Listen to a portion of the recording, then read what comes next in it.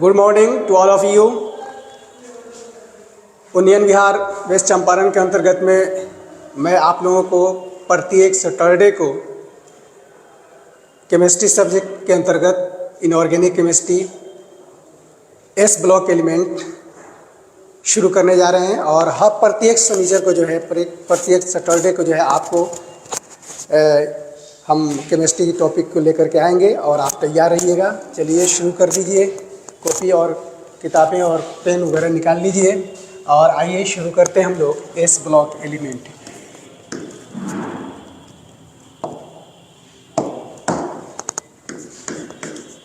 S block element,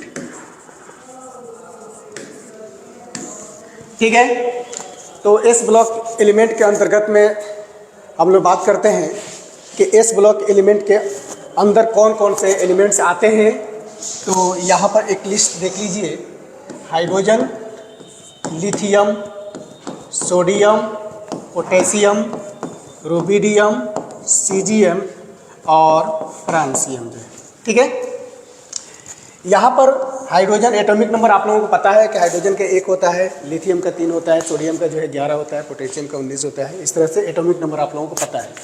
यहाँ हमको बात ये करना है कि यहाँ जो शेल है इसका n = 1 और n = 2, n = 3, n = 4, n = 5, n = 6, n = 7।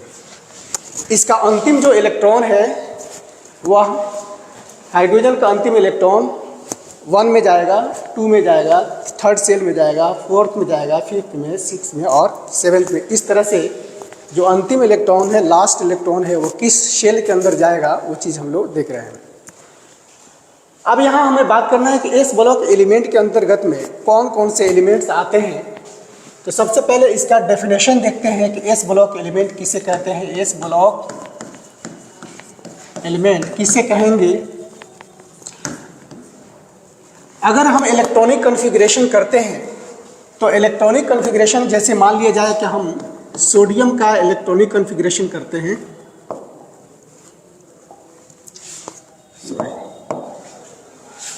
Sodium का हम इलेक्ट्रॉनिक कॉन्फ़िगरेशन करते हैं 1s2 2s2 2p6 3s1। यहाँ जो लास्ट इलेक्ट्रॉन है 1 वो किस में गया है? एस सब सेल में गया है। किस में गया है? एस सब सेल में गया है। एक बार और पीछे पहले वाला लिख देते हैं, hydrogen, lithium, sodium, potassium, rubidium, caesium और फ्रांसियम।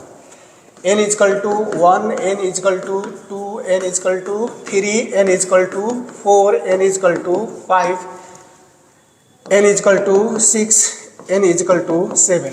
यहाँ देखिएगा सोडियम का लास्ट इलेक्ट्रॉन किस सेल में जाएगा? 3rd सेल में। 3rd सेल में गया और इसके सब ऑर्बिटल्स कौन से हैं? s है।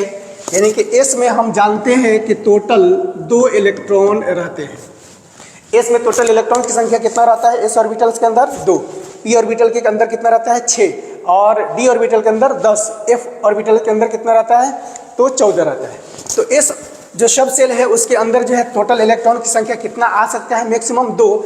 इसलिए 2 इलेक्ट्रॉन आने की वजह से इसके ग्रुप्स भी कितने हो जाएंगे? 2 हो जाएंगे, फर्स्ट ग्रुप और सेकेंड ग्रुप। तो हमने आज बात किया है फर्स्ट ग्रुप के बारे में। फर्स्ट ग्रुप के अंतर्गत में कौन कौन से आएंगे? Hydrogen, lithium, sodium, potassium, rubidium, caesium, francium. Hydrogen, lithium, sodium, potassium, rubidium, caesium, francium, ये फर्स्ट ग्रुप के अंदर आएंगे। सेकेंड ग्रुप के अंदर कौन कौन से आएंगे? या तो ऐसे लिख सकते हैं या 2 में लिख सकते हैं, ठीक है ना। बेरिलियम, मैग्नीशियम,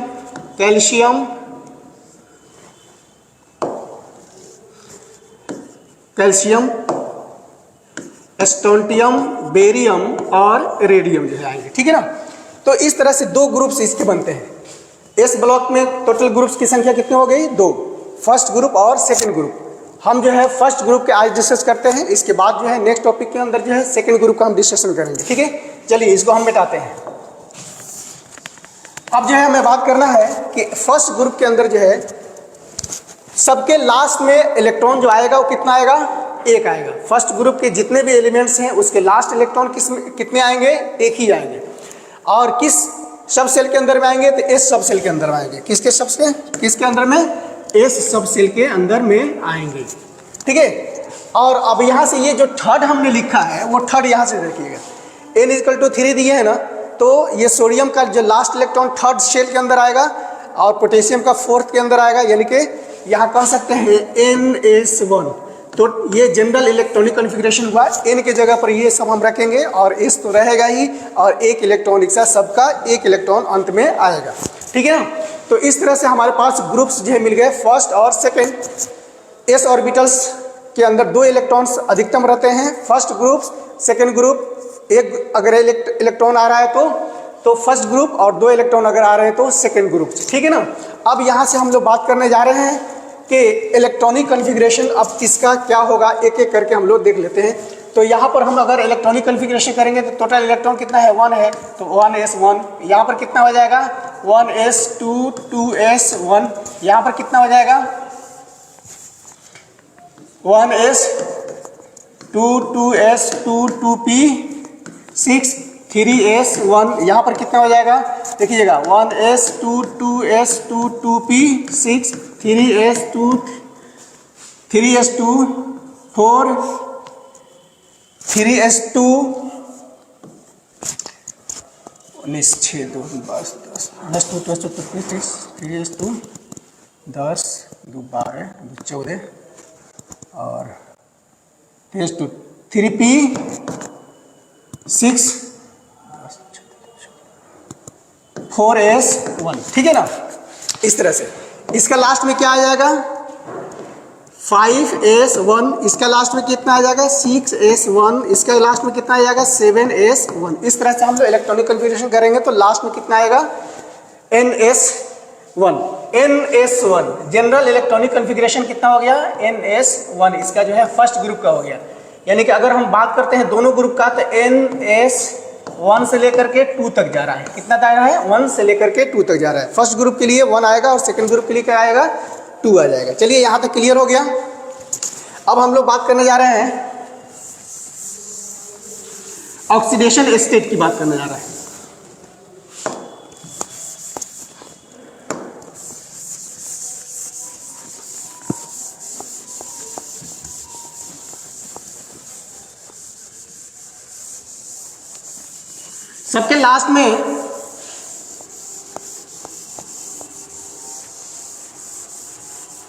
सबके लास्ट में कितने हैं, एक इलेक्ट्रॉन है। तो एक इलेक्ट्रॉन जो है, ये मेटल जो है सारे एक इलेक्ट्रॉन को क्या करते हैं, लूज कर सकते हैं। जैसे सोडियम जो है एक इलेक्ट्रॉन को लूज करता है। सोडियम एक इलेक्ट्रॉन को अगर लूज कर देता है तो Na+ बनेगा। ऑक्सीडेशन स्टेट क्या हो जाएगा इसका, यानी कि 1। जैसे मान लिया जाए कि हम एक कंपाउंड लेते हैं NaCl, यहाँ से क्लोरीन हटेगा, नेगेटिव चार्ज, और यहाँ पर क्या हो जाएगा, पॉजिटिव चार्ज। यहाँ ऑक्सीडेशन स्टेट कितना हो जाएगा, सोडियम का 1 हो जाएगा, ठीक है। तो मोस्टली यानी कि सभी जो है क्या होते हैं, ऑक्सीडेशन स्टेट जो है शो करते हैं +1। सबका ऑक्सीडेशन स्टेट कितना होगा, +1। कंबाइंड स्टेट में +1 हो जाएगा, ठीक है ना। अब ऑक्सीडेशन स्टेट के बाद जो है हमने क्या देखा, सबसे पहले चीज़ है कि एस ब्लॉक एलिमेंट किसे कहते हैं। तो याद कीजिए कि एस ब्लॉक एलिमेंट यानी कि जिसका अंतिम इलेक्ट्रॉन जो है लास्ट एस ऑर्बिटल में प्रवेश करे उसे क्या कहेंगे, एस ब्लॉक एलिमेंट कहेंगे। और इसके लिए एस और सब ऑर्बिटल के अंदर जो है, सब सेल के अंदर जो है कितने इलेक्ट्रॉन रह सकते हैं, तो 2 इलेक्ट्रॉन रह सकते हैं, 1 और 2। तो 1 अगर रहता है तो फर्स्ट ग्रुप, और 2 रहता है तो सेकेंड ग्रुप कहलाएगा, ठीक है ना। अब इसके बाद जो है हम लोग फिर क्या देखें, इसका जनरल इलेक्ट्रॉनिक कॉन्फ़िगरेशन क्या होगा, NS1 से लेकर के 2। 1 अगर आएगा तो फर्स्ट ग्रुप, 2 आएगा तो सेकेंड ग्रुप, ठीक है। तो फर्स्ट ग्रुप के एलिमेंट हमने दिखलाया और सेकेंड ग्रुप के एलिमेंट भी हमने दिखला दिया। उसके बाद फिर क्या डिस्कस करते हैं, ऑक्सीडेशन स्टेट। तो सबका जो है ऑक्सीडेशन स्टेट क्या होगा, +1 होगा, ठीक है ना। क्योंकि अंत में कितना है, एक इलेक्ट्रॉन है, तो एक इलेक्ट्रॉन लूज करेगा तो क्या होगा, +1 हो जाएगा, ठीक है ना। अब उसके बाद जो है हम लोग देखते हैं कुछ जनरल कैरेक्टरिस्टिक इसका देखते हैं, एटॉमिक कैरेक्टरिस्टिक देखते हैं क्या होगा।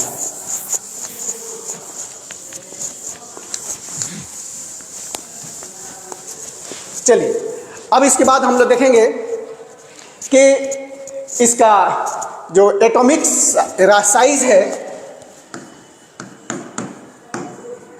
एटॉमिक साइज है वो क्या है? एटॉमिक साइज ऊपर से नीचे की तरफ देखते हैं, यानी कहाँ से कहाँ तक? हाइड्रोजन से hydrogen, lithium, sodium, potassium, rubidium, caesium. यहाँ जो फ्रांसियम है वो रेडियो एक्टिव है। यहाँ से हम लोग डिस्कस करते हैं, सीजियम तक डिस्कस करते हैं। तो उसमें एटॉमिक साइज यहाँ देखिएगा, n इक्वल टू 1 है, 1 से 2 आया, यानी कि 1 अगर एक शेल बना, n इक्वल टू 2 है तो 2 शेल बनेगा, n इक्वल टू 3 है तो 3 शेल बनेंगे। तो इस तरह से इसका साइज क्या हो रहा है, ऊपर से नीचे की तरफ बढ़ता जा रहा है। तो एटॉमिक साइज जो है ऊपर से, यानी कि टॉप से बॉटम, टॉप टू बॉटम जो क्या हो रहा है, इंक्रीज कर रहा है। क्यों इंक्रीज करता है? क्योंकि शेल जो है इंक्रीज कर रहा है। सेल नंबर ऑफ शेल जो है इंक्रीज करता है। ऊपर से नीचे जाने पर, यानी कि हाइड्रोजन से लेकर के जो है फ्रांसियम तक जाने के बाद क्या होता है कि शेल जो है, नंबर ऑफ शेल्स बढ़ रहे हैं, और नंबर ऑफ शेल बढ़ेंगे तो क्या होगा कि उसका साइज जो है बढ़ेगा, मीन्स एटॉमिक रेडियस बढ़ेगा। एटॉमिक रेडियस बढ़ने का कारण क्या है कि शेल जो है बढ़ता है, नंबर ऑफ सेल्स जो है उसके बढ़ जाते हैं, इसलिए एटॉमिक रेडियस क्या होता है, बढ़ जाता है। ठीक है ना। अब उसके बाद जो है, या तो एटॉमिक रेडियस कहिए, या फिर एक और चीज कह सकते हैं, आयोनिक रेडियस, रेडियाई भी बोलते हैं। ठीक है ना। आयनिक रेडियाई, यानी कि दोनों सेम चीजें हैं, थोड़ा सा फर्क है कि ये आयन्स के रूप में होता है। जैसे में lithium ion, sodium ion, potassium ion, rubidium ion, caesium ion. ठीक है ना। तो जिस तरह से, जिस क्रम में एटॉमिक साइज जो है बढ़ता है, उसी तरह से आयनिक साइज या आयनिक रेडियस भी क्या होगा, बढ़ेगा। एटॉमिक साइज का है, या एटॉमिक रेडियस भी कह सकते हैं इसको, या रेडियाई भी बोलते हैं। तो एटॉमिक साइज या एटॉमिक रेडियस, और इसी तरह से आयनिक साइज या आयनिक रेडियस है उसी क्रम में बढ़ता है। ठीक है। ये क्रम आप लोग देखने होगा इंक्रीज करता है। ऐसा क्यों? सेम चीज है तो ऊपर से नीचे जाने के बाद जो है क्या होता है, साइज जो है उसका, यानी कि शेल जो है क्या होता है, बढ़ता है। इसलिए एटॉमिक साइज या एटॉमिक रेडियस जो है क्या होता है, इंक्रीज करता है। ठीक है ना। उसके बाद जो है नेक्स्ट पॉइंट है कि हाइड्रेशन एंथैल्पी या हाइड्रेटेड आयनिक रेडियस जो है। अब जरा उसको हम लोग देख लेते हैं।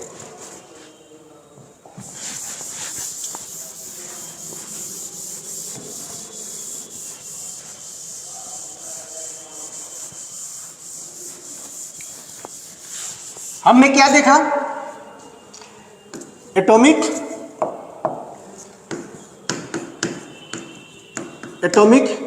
या आयनिक रेडियाई किस क्रम में, तो lithium, sodium, potassium, rubidium, caesium, या आयंस के रूप में lithium plus, sodium plus, potassium plus, rubidium plus और सीजियम प्लस। ठीक है ना। इस क्रम में हमने देखा कि लिथियम से सीजियम की तरफ जाने के बाद ये क्या होता है, आयनिक रेडियस या एटॉमिक रेडियस जो है क्या होता है, बढ़ता है।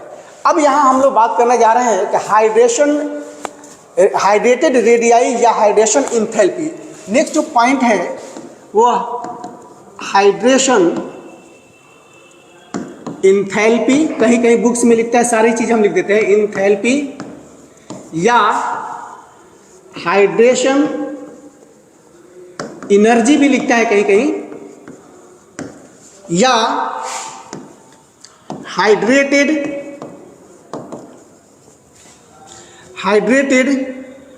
रेडियाई। ठीक है ना। हाइड्रेटेड रेडियाई, ये 3 पॉइंट्स आपको माइंड में रखना होगा। हाइड्रेशन इंथैल्पी या हाइड्रेटेड रेडियाई क्या होता है कि जो आयंस है वो आयंस है वाटर के साथ अट्रैक्ट करते हैं। जैसे लिथियम आयन है, लिथियम आयन जो है क्या होगा, वाटर के साथ H2O के साथ जो है अट्रैक्ट करेगा, और अट्रैक्ट करने के बाद जो है इसके चारों ओर वाटर मॉलिक्यूल्स जो है घेर लेंगे। क्या होंगे, वाटर मॉलिक्यूल्स चारों ओर घेर लेंगे। ठीक है ना। इसी तरह से सोडियम है, सोडियम आयन भी क्या करेगा, ये वाटर के साथ अट्रैक्ट होगा। अब सवाल ये उठता है कि लिथियम और सोडियम दोनों के बीच, दोनों में कौन ज़्यादा अट्रैक्ट होगा। तो याद रखिए कि अगर आयन का साइज छोटा है तो वाटर का अट्रैक्शन जो है ज़्यादा होगा, और आयंस का साइज जो है बड़ा है तो अट्रैक्शन वाटर का जो है क्या होगा, कम होगा। अगर आयंस का साइज, लिथियम आयन का साइज छोटा है, आपने यहाँ से देखा है कि साइज जो है छोटा है लिथियम का, सीजियम का सबसे बड़ा है। लिथियम आयंस का साइज जो है छोटा है, सीजियम का जो है आयन का बड़ा है। तो साइज जितना ही छोटा होगा वाटर के साथ अट्रैक्शन उतना ही ज़्यादा होगा, और उतना ही ज़्यादा होगा मीन्स इसका जस्ट उल्टा आप ये कहेंगे कि हाइड्रेशन इंथैल्पी जो है सबसे ज़्यादा किसका होगा। तो हाइड्रेशन इंथैल्पी या हाइड्रेशन एनर्जी, हाइड्रेशन इंथैल्पी या एनर्जी या रेडियाई इन्वर्सली प्रोपोर्शनल है एटॉमिक या आयनिक साइज, एटॉमिक या कह सकते हैं या आयनिक साइज के, ठीक है ना, एटॉमिक या आयनिक साइज। तो याद रखिए कि जितना साइज छोटा होगा उतना ही हाइड्रेशन इंथैल्पी या हाइड्रेशन एनर्जी या हाइड्रेटेड रेडियाई जो है क्या होगा, ज़्यादा होगा।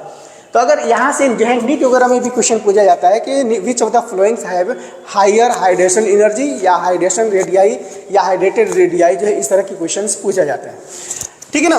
तो इसका जो क्रम होगा वह किस क्रम में होगा, लिथियम का सबसे ज़्यादा होगा, सोडियम से सोडियम का ज़्यादा होगा, पोटेशियम से पोटेशियम का भी ज़्यादा होगा, रुबिडियम आयन से रुबिडियम का ज़्यादा होगा, सीजियम आयन से। तो जस्ट इसका उल्टा हो जाएगा, एटॉमिक या आयनिक रेडियाई का जस्ट उल्टा हो जाएगा, हाइड्रेटेड रेडियाई या हाइड्रेशन इंथैल्पी या हाइड्रेशन एनर्जी जो है उल्टा हो जाएगा, रिवर्स हो जाएगा, ठीक है ना, उल्टा क्रम में हो जाएगा। तो ये दो चीज़ें जो है आप याद रखिएगा, एग्जाम के अंदर जो सबसे ज़्यादा इससे पूछा जाता है। क्या पूछा जाता है कि आयनिक रेडियाइज का क्रम क्या है और हाइड्रेशन इंथैल्पी का क्रम क्या है, या हाइड्रेशन एनर्जी का या हाइड्रेटेड रेडियाई का जो है क्रम क्या है, इसके अंदर में पूछता है। या अब 4 ऑप्शन दे देता है, उसमें पूछता है कि सबसे ज़्यादा हाइड्रेशन इंथैल्पी किसका है, तो यह माइंड में आप लोग रखेंगे। चलिए इसके जस्ट बाद जो है एक नया टॉपिक इसी के अंदर है कि मोबिलिटी क्या होगा, यानी कि इसको अगर इस आयंस को हम इस आयंस को क्या करते हैं वाटर के अंदर डालते हैं, तो डालने के बाद जो है कौन सा आयन ज़्यादा मूव करेगा। तो यहाँ देखिएगा कि वाटर जो चारों तरफ से इसमें झुके हुए हैं, इसको घेर लिए हैं, यहाँ पर जो वाटर मॉलिक्यूल्स कम अट्रैक्ट हो रहे हैं, कम इसकी तरफ घेर रहे हैं। तो बताइए अगर हमें जो है ज़्यादा आदमी पकड़ ले, बहुत ज़्यादा आदमी पकड़ ले, तो हमको जो है इधर उधर मूव करने में क्या होगी, दिक्कत होगी। और कम आदमी होगा या जो है कमज़ोर आदमी होगा, अगर हमको पकड़ा हुआ है तो हम वहाँ से मूव कर सकते हैं, वहाँ से उसको हटा करके मूव कर सकते हैं। तो सेम कंडीशन यहाँ पर भी है कि लिथियम आयन बहुत ही छोटा है, इसके वाटर मॉलिक्यूल सबसे ज़्यादा कैप्चर करते हैं, सबसे ज़्यादा उसको जो चारों तरफ से घेरते हैं। सीजियम जो है साइज बड़ा है, इसके वाटर मॉलिक्यूल्स का अट्रैक्शन कम होता है और वाटर मॉलिक्यूल से कम इसके तरफ जो है घेरते हैं। तो यहाँ ये फंस चुका है, बहुत सारे जो है वाटर मॉलिक्यूल्स के अंदर में फंस चुका है और ये कम वाटर मॉलिक्यूल्स के अंदर में फंसा हुआ है। तो यहाँ से इसको मूव करना जो है बहुत ही कठिन है और यहाँ से मूव करना इसको बहुत ही आसान है, ठीक है ना। तो मोबिलिटी जो है क्या होगा, सबसे ज़्यादा किसकी मोबिलिटी होगी, कौन ज़्यादा मूव करेगा, तो सीजियम आयन जो है सबसे ज़्यादा मूव करेगा वाटर के अंदर और लिथियम जो है सबसे कम मूव करेगा। इस तरह से इसका क्रम जो है उल्टा, इसका रिवर्स हो जाएगा। यहाँ जो है अगर मोबिलिटी की बात करते हैं, मोबिलिटी की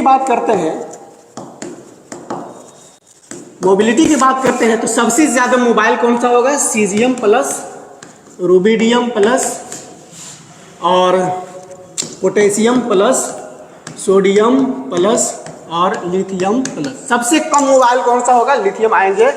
जैसे मान लिया जाए कि हम जो है लिथियम क्लोराइड और सोडियम क्लोराइड दोनों को अगर हम डालते हैं वाटर के अंदर, दोनों को अगर वाटर के अंदर डालते हैं तो सबसे ज़्यादा मोबाइल कौन सा होगा, तो सोडियम क्लोराइड जो है ज़्यादा मोबाइल होगा बनिस्बत, यानी कि सोडियम आयन जो है ज़्यादा मोबिलिटी शो करेगा बनिस्बत जो है लिथियम क्लोराइड की जो है, ठीक है ना। बात समझ में आ गई होगी कि हाइड्रेशन इंथैल्पी जिसका ज़्यादा होगा उसकी मोबिलिटी क्या होगी, कम होगी। हाइड्रेशन इंथैल्पी यहाँ कह सकते हैं कि hydrated radii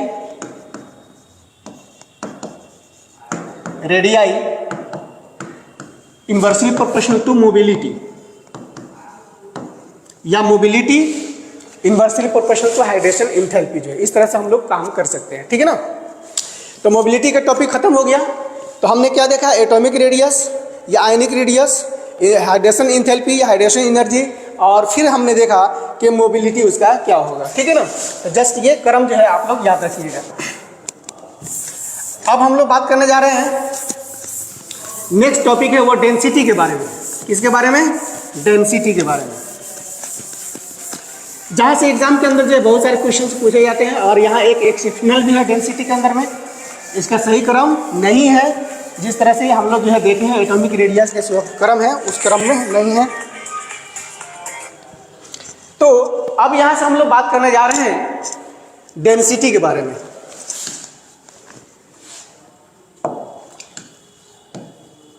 density equal to होता है mass by volume.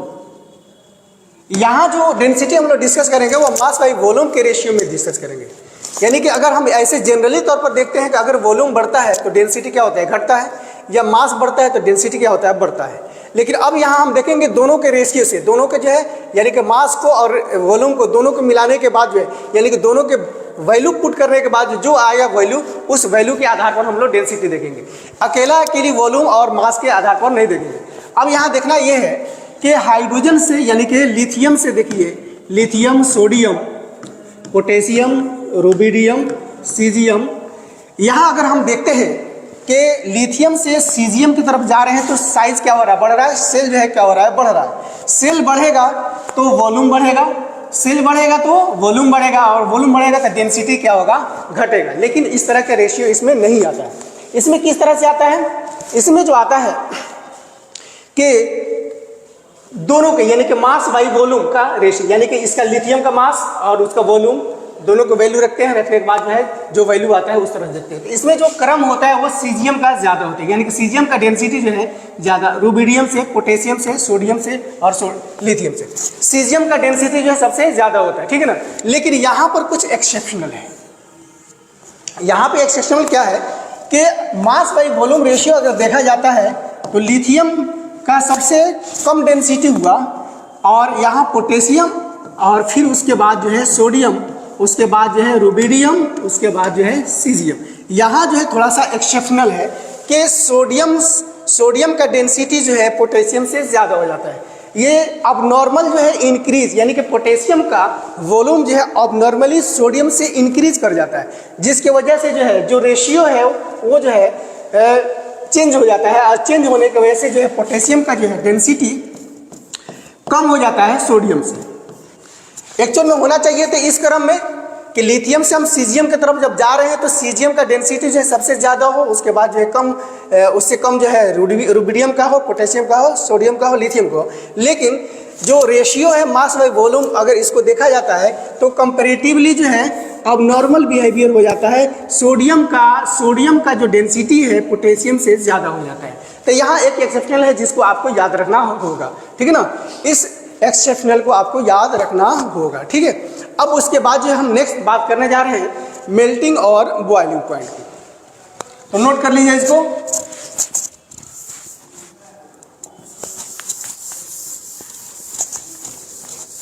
Melting and boiling point. Melting and boiling point जो है यहाँ दो चीज़ों पर हम लोग डिस्कस करते हैं। एक ये देखा जाता है कि मेल्टिंग और बॉइलिंग पॉइंट जो है उसका ज़्यादा होता है जिसमें नंबर ऑफ अनपेयर्ड इलेक्ट्रॉन्स ज़्यादा होते हैं। यानी कि नेक्स्ट पॉइंट है आपका melting point and boiling point. सबके लास्ट में कितना आ जाएंगे, NS1। सबके लास्ट में वही आते हैं NS1। लास्ट में अनपेयर्ड इलेक्ट्रॉन जो है कितने हैं, सबके एक हैं।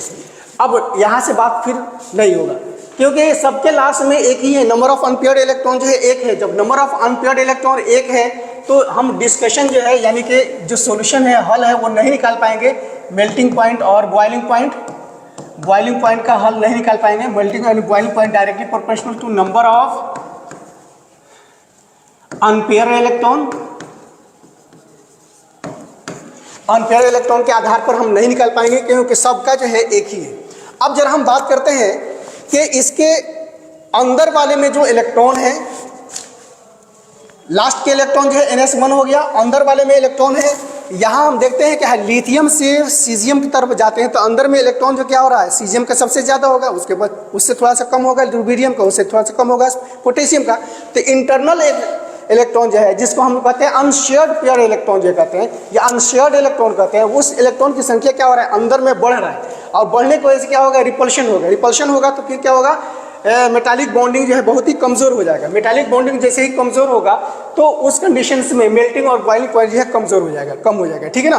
तो मेल्टिंग एंड बॉइलिंग पॉइंट ये डिपेंड करता है नंबर ऑफ अनपेयर्ड इलेक्ट्रॉन पर, नंबर ऑफ अनपेयर्ड इलेक्ट्रॉन पर, और फिर जो है उसके जो या उसको कह सकते हैं कि इनर जो है नॉन बॉन्डेड इलेक्ट्रॉन पर, या उसको एक और चीज़ कह सकते हैं कि शेल के आधार पर, जो हम लोग उसको कह सकते हैं, ठीक है ना। तो मेल्टिंग और बॉइलिंग पॉइंट सीजियम लिथियम से सीजियम की तरफ जाते हैं तो क्या होता है, ये लिथियम से सीजियम की तरफ जब जाएंगे तो मेल्टिंग पॉइंट यानी कि मेटालिक बॉन्डिंग पर डिपेंड करेगा। मेटालिक बॉन्डिंग अगर बढ़ेगा तो मेल्टिंग पॉइंट भी क्या होगा, बढ़ेगा, ठीक है ना। और यहाँ पर क्या हो जाएगा, साइज, यानी कि melting point and boiling point जो है 1/साइज। साइज अगर बढ़ेगा तो मेल्टिंग और बॉइलिंग पॉइंट क्या हो जाएगा, घट जाएगा। तो ऊपर से नीचे की तरफ जब जाते हैं तो इसका क्या होता है, साइज बढ़ जाता है। साइज बढ़ता है, इंटरनल इलेक्ट्रॉन जो है अनबॉन्डेड इलेक्ट्रॉन जो है क्या होते हैं, बढ़ते हैं। बढ़ने की वजह से उसके जो है क्या होगा, रिपल्शन भी बढ़ेगा, तो ऑलरेडी साइज भी बढ़ेगा। साइज बढ़ेगा तो मेल्टिंग और बॉइलिंग पॉइंट भी क्या होगा, घटेगा। तो ऊपर से नीचे की तरफ जब जाते हैं तो मेल्टिंग एंड बॉइलिंग पॉइंट भी क्या होता है, घटता है, ठीक है ना। तो ये भी चीज़ आप लोगों का ध्यान रखना होगा, ठीक है। अब उसके बाद जो है सबसे अगर पूछा जाए कि सबसे ज़्यादा जो है मेल्टिंग और बॉइलिंग पॉइंट किसका होगा, तो यहाँ पर आंसर हो जाएगा सबसे ज़्यादा होगा लिथियम का, सबसे कम किसका हो जाएगा, सीजियम का हो जाएगा, ठीक है। यहाँ से आप लोग आंसर भी कर सकते हैं। उसके बाद एक बहुत ही इंपॉर्टेंट टॉपिक है इसके अंदर जो है फ्लेम कलर है। फ्लेम कलर जो है क्या होगा, ये चीज़ भी हम लोग डिस्कस करते हैं। ज़रा याद रखिए कि लिथियम से लेकर के सीजियम तक जो भी मेटल है, उस मेटल का एक अपना रंग का कैरेक्टरिस्टिक है। जब उसको हम फ्लेम टेस्ट पर रखते हैं तो फ्लेम टेस्ट पर एक अपना कैरेक्टरिस्टिक कलर देता है। जैसे मान लिया जाए कि ये प्लेटिनम वायर है और प्लेटिनम वायर पर आप जो है लिथियम या सोडियम या पोटेशियम का पाउडर जो है यहाँ पर रखते हैं, और बंसिन बर्नर पर इसको जैसे मान लिया जाए कि यहाँ पर क्या है, ये बंसिन बर्नर है, और जैसे ही आप इसको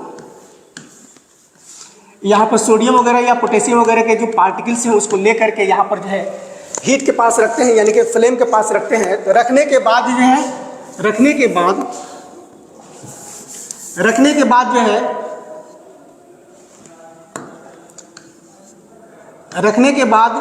इससे एक अपना फ्लेम निकलता है। इसका अपना फ्लेम यानी कि जलेगा। लिथियम सोडियम या पोटेशियम जो है क्या होगा, वो जलेगा। पहले सबसे पहले जो है वो आयनाइज होगा, आयनाइज होने के बाद जो है वो जलेगा। जलने के बाद जो है क्या होगा, एक कैरेक्टरिस्टिक कलर यहाँ से जो है मिलेगा इसका, यानी कि जो फ्लेम है उसका जो कलर है वो चेंज होता हुआ दिखलाई देगा। और वह कलर जो है एक कैरेक्टरिस्टिक कलर है। अगर लिथियम के पार्टिकुलरली अगर हम बात करते हैं तो क्रिम्सन रेड कलर का होता है। यानी कि हम बात करते हैं लिथियम का अगर फ्लेम टेस्ट करेंगे तो क्रिम्सन रेड कलर का होता है। किस कलर का होता है, क्रिम्सन रेड कलर का होता है, ठीक है ना। सोडियम की अगर हम बात करते हैं, तो पेल येलो या येलो कलर भी कहीं लिखता है। तो आपसे कभी कभी ये क्वेश्चन पूछा जाता है कि सोडियम का बंसन बर्नर पर फ्लेम टेस्ट कैसा होता है, तो फ्लेम कैसा निकलता है, यहाँ से जो है इसका कलर जो होगा वो येलो कलर का होगा, ठीक है ना। इसके बाद जो है नेक्स्ट जो है पोटेशियम की अगर बात करते हैं तो स्पेशल जो है पोटेशियम के लिए जो है वायलेट कलर, ठीक है। अब ये दो चीज़ें याद रहेगा आपको कि लिथियम का क्या होगा, क्रिम्सन रेड, सोडियम का जो है पेल येलो और पोटेशियम का जो है वायलेट। इसके बाद जो है बच गया रुबिडियम और सीजियम, इसका भी क्या होता है, वायलेट। तो याद करने की जो है तरीका है आर फॉर रेडिश वायलेट, और इसका जो है सीजियम का जो है ब्लू। देखिएगा यहाँ से आर फॉर रेडिश वायलेट, तो इसका भी होगा, और बी फॉर ब्लू। अब इसके लिए हम जो बात कहेंगे वो क्या होगा, ब्लू वायलेट। तो रेडिस वायलेट और ब्लू वायलेट, सीजियम रुबिडियम के क्या होगा, रेडिस वायलेट, सीजियम क्या होगा, ब्लू वायलेट। तो यहाँ से दो चीज़ें ये याद कर लेंगे, लिथियम का याद करेंगे क्रिम्सन रेड, सोडियम का पेल येलो कलर जो है, पोटेशियम का वायलेट कलर, इसका भी वायलेट है लेकिन थोड़ा सा जोड़ लेंगे यहाँ से, आरबी से जोड़ लेंगे, आर रेडिस ब्लू वायलेट और बी से या इसके लिए सीजियम के लिए ब्लू वायलेट यूज़ करेंगे, ठीक है ना। तो ऑल द होप हमें लगता है कि आपको कुछ बातें समझ में आई होगी, इसको जो है नोट कर लीजिएगा और इसका प्रैक्टिस कर लीजिएगा। नेक्स्ट क्लास के अंदर जो है इसी से हम फिर कंटिन्यू करेंगे और आप लोगों को आगे भी क्वेश्चंस वगैरह भी प्रैक्टिस कराएंगे। तो चलिए प्रत्येक सैटरडे को आप तैयार रहिए इनऑर्गेनिक केमिस्ट्री पढ़ने के लिए। All the best.